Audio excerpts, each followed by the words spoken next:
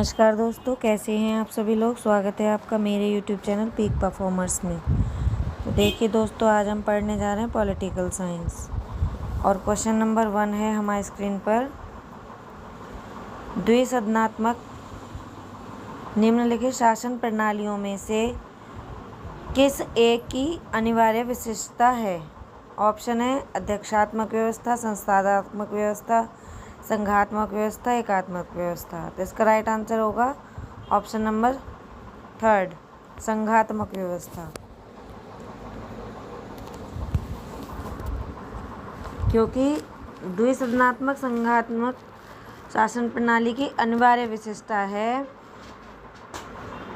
संविधान की सर्वोच्चता, संघीय सरकार एवं संघ की इकाइयों के बीच शक्तियों का वितरण, संघ एवं इकाइयों के मध्य विवादों के समाधान हेतु एक सर्वोच्च न्यायिक सत्ता, संघ द्वारा नीति निर्माण में राज्यों की भागीदारी सुनिश्चित करने हेतु द्विसदनीय व्यवस्था। ये सभी क्या हैं? संघात्मक शासन प्रणाली की अनिवार्य विशेषता हैं। नेक्स्ट क्वेश्चन है हमारी स्क्रीन पर, क्वेश्चन नंबर 2। निम्नलिखित सरकारों की व्यवस्था में दोहरा शासक किसका आवश्यक लक्षण है? दोहरा शासन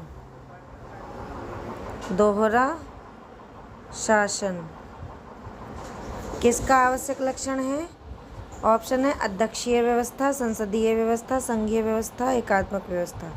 संघीय व्यवस्था इसका राइट आंसर होगा संघीय व्यवस्था, क्योंकि केंद्रीय और प्रांतीय सरकारों के बीच शक्तियों का विभाजन संघात्मक संविधान का एक परम आवश्यक तत्व है और संघीय व्यवस्था केंद्रीय सरकार और राज्य सरकार के रूप में दोहरी शासन पद्धति की व्यवस्था करती है।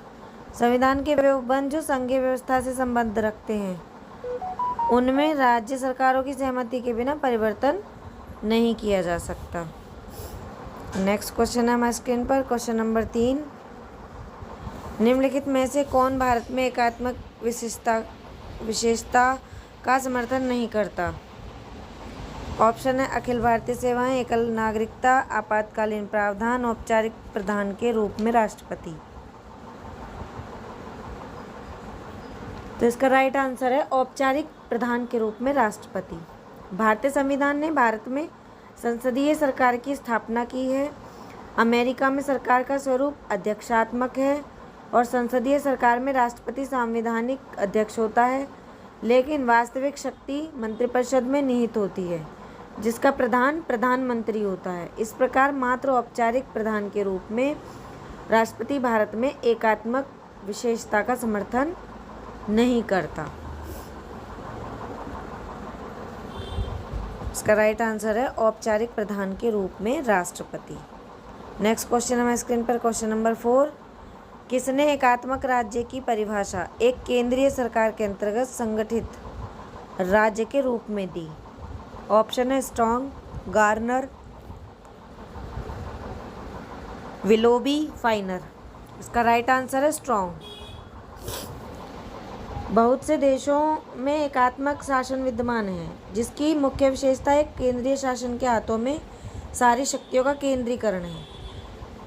CF स्ट्रॉन्ग के अनुसार इन्होंने परिभाषा दी है कि एकात्मक राज्य वह है जो एक केंद्रीय सरकार के अधीन संगठित होता है तथा केंद्रीय सरकार अपने अंगों को विशेष शक्ति प्रदान करने वाले किसी भी कानून द्वारा आरोपित प्रतिबंधों से मुक्त होने के नाते समग्र राजनीतिक संगठन पर सर्वोच्च होती है।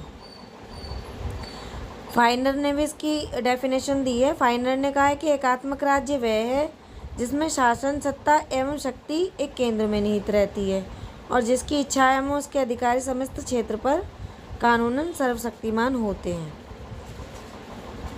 डाइसी ने भी इसकी परिभाषा दी है। डाइसी ने कहा है कि एक केंद्रीय शक्ति के द्वारा सर्वोच्च शक्ति का प्रयोग किया जाना ही एकात्मक शासन व्यवस्था है। लेकिन स्ट्रॉन्ग ने कहा है कि एकात्मक राज्य वह है जो केंद्रीय सरकार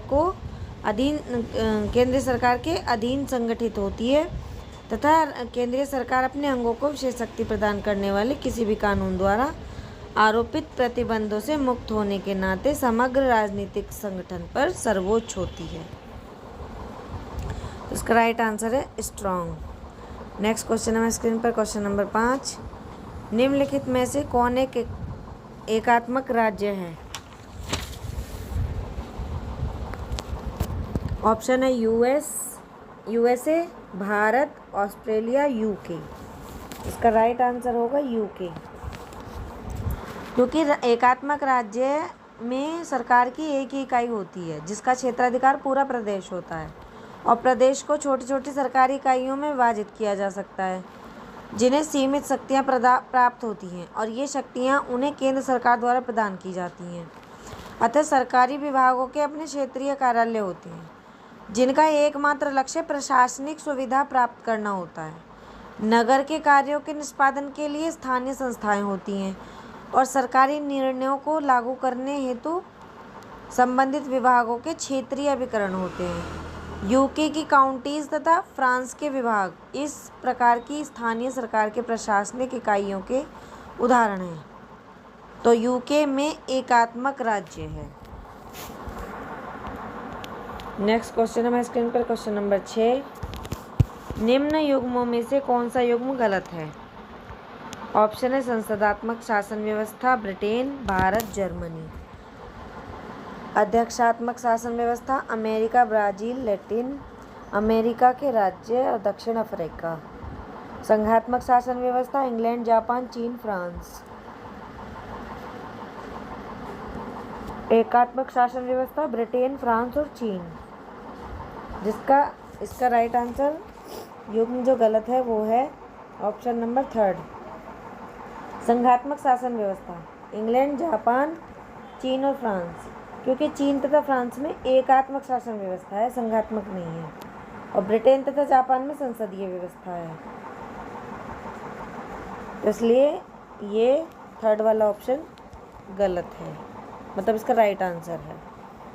नेक्स्ट क्वेश्चन है स्क्रीन पर, क्वेश्चन नंबर 7।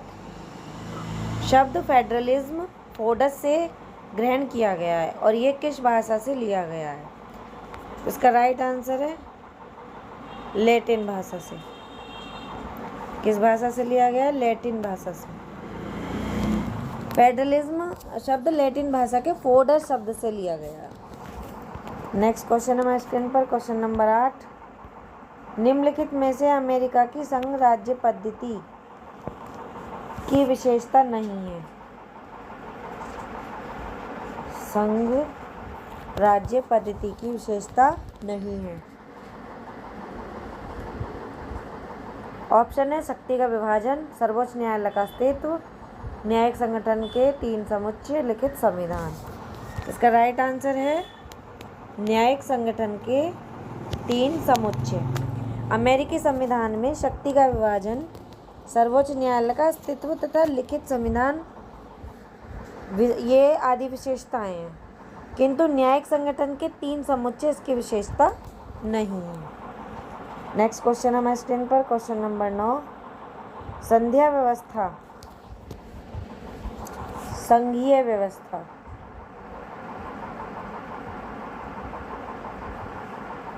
संघीय व्यवस्था में प्राय निम्न की आवश्यकता होती है। ऑप्शन है लिखित संविधान, शक्ति विभाजन, लिखित संविधान और संसदीय संप्रभुता, मौलिक अधिकार और नीति निर्देशक सिद्धांत, मौलिक अधिकार और कर्तव्य। तो इसका राइट आंसर है ऑप्शन नंबर 1, लिखित संविधान और शक्ति विभाजन। नेक्स्ट क्वेश्चन है स्क्रीन पर, क्वेश्चन नंबर 10। सहयोगी संघवाद का उदाहरण है? Option America, Nigeria, Switzerland, Canada. इसका राइट आंसर होगा अमेरिका। इसका राइट आंसर है अमेरिका। सहयोगी संघवाद का उदाहरण अमेरिकी संघ है क्योंकि यहाँ पर राज्यों ने आपस में मिलकर संघ की रचना की है। नेक्स्ट क्वेश्चन है हमारे स्क्रीन पर, क्वेश्चन नंबर 11। भारतीय और अमेरिकी संघवाद में जिस एक बिंदु पर समानता पाई जाती है वह है? ऑप्शन है अवशिष्ट शक्तियों का केंद्र के पास होना, अवशिष्ट शक्तियों का राज्य के पास होना, कुछ विषय में समवर्ती अधिकार का होना, केंद्र और राज्य के बीच विवाद होने पर सर्वोच्च न्यायालय का पंचायत करना। तो इसका राइट आंसर होगा ऑप्शन नंबर 4, केंद्र और राज्य की बीच विवाद होने पर सर्वोच्च न्यायालय का पंचायत करना। भारतीय एवं अमेरिकी संघवाद में केंद्र एवं राज्य के मध्य विवाद होने पर सर्वोच्च न्यायालय द्वारा उसे सुलझाया जाता है।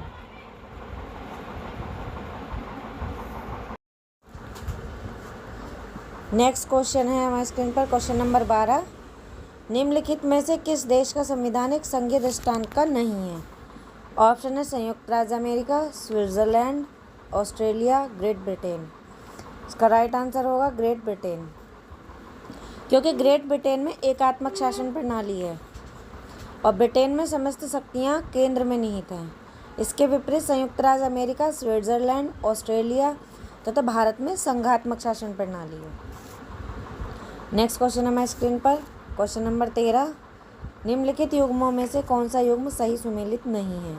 ऑप्शन है भारत संघात्मक, ऑस्ट्रेलिया संघात्मक, अमेरिका संघात्मक, ब्रिटेन संघात्मक। तो देखिए लास्ट ऑप्शन ही सही सुमेलित नहीं है, क्योंकि ब्रिटेन में एकात्मक शासन व्यवस्था है और बाकी सब में संघात्मक।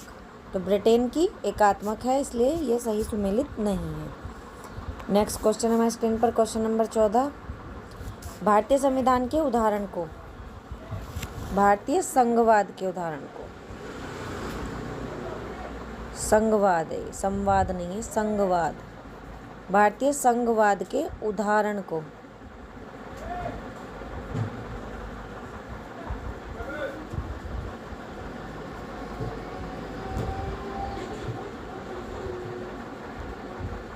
संघवाद के